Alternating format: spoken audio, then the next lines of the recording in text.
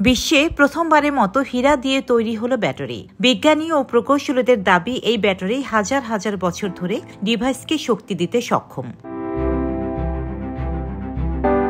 এই ব্যাটারিটি কার্বন 14 নামে পরিচিত কার্বনের তেজস্ক্রিয় আইসোটোপকে ঘিরে একটি হীরা দ্বারা চালিত হবে। এটি আধুনিক ব্যাটারির চেয়ে অনেক বেশি সময় ধরে শক্তি সরবরাহ করতে সক্ষম হবে, যার ফলে এগুলো চিকিৎসা কাজে ব্যবহৃত সরঞ্জামগুলোতে ব্যবহার করা যেতে পারে।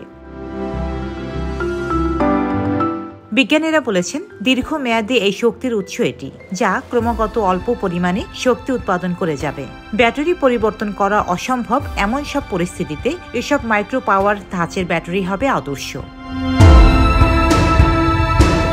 চিকিৎসা ক্ষেত্রে, বিশেষ করে পেসমেকার, শ্রবণ সহায়ক ও চোখের ইমপ্লান্টের মতো ডিভাইসে ব্যবহার হতে পারে এসব ব্যাটারি। প্রচলিত ব্যাটারির বদলে হীরার তৈরি এসব ব্যাটারি রোগীদের আয়ু দীর্ঘায়িত করতে পারে। এসব ব্যাটারির ফলে মানুষের বারবার অস্ত্রোপচার করার প্রয়োজন কমে আসবে এবং রোগীরাও আরাম বোধ করবেন। মহাকাশ অনুসন্ধানের বেলাতেও সহায়ক হতে পারে এসব ব্যাটারি, কারণ ব্যাটারি প্রতিস্থাপনের প্রয়োজন ছাড়াই কয়েক দশক ধরে মহাকাশযান ও বিভিন্ন ট্র্যাকিং ডিভাইসকে শক্তি দেবে নতুন এই ব্যাটারি।